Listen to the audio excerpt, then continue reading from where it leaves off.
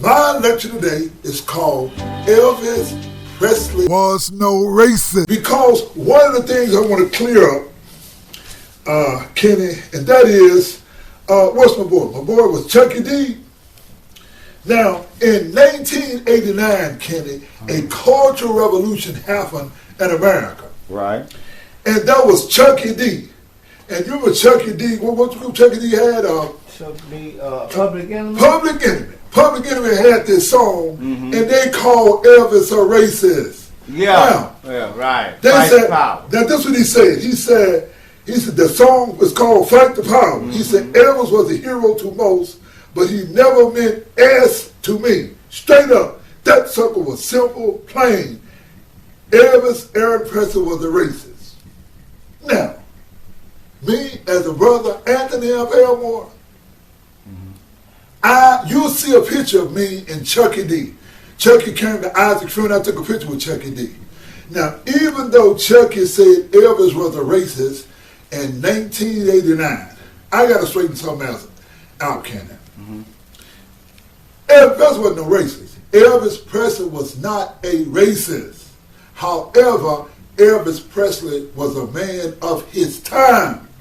You got to realize Elvis grew up in a segregated society. Now, when he recorded the song in 1954, the man was only 19 years old. But let me tell you, ladies and gentlemen, what Elvis Presley did. Now, in 1954, he recorded his record. In 1956, Elvis cut a deal to make a movie. His first movie was called Love Me Tender. And he went to Hollywood and he cut this movie in 1955. And while he was doing the movie, he met with Jackie Wilson and took a picture with Jackie Wilson and told Jackie Wilson, "We friends for life." And then when Jackie Wilson died, Elvis Presley, when Jackie Wilson went into a coma, Elvis Presley took care of Jackie Wilson. That is not no racist, ladies and gentlemen. Now, also, something you got to know about Elvis Presley. In 1956, I think it was August of 1956, the worst thing happened in America, Kenny.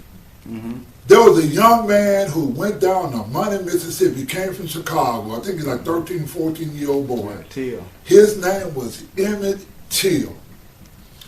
Emmett Till allegedly whistled at a white woman, and they hung this boy, shot him, burned him up, ran over. They did the most horrific thing to this young man. Throw him in the river.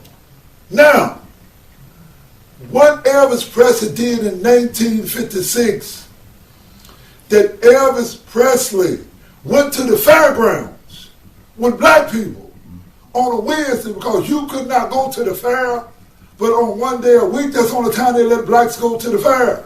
Because we lived in Jim Crow law in Memphis, Tennessee, and Elvis Presley went to the fair with us black people.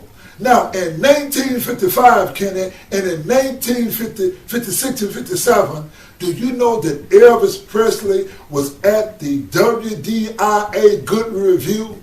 And you see a picture of him and B.B. King. You see a picture of Elvis and Rufus Thomas. And you see a picture of Elvis and Bobby Bland and Elvis and all the black entertainers.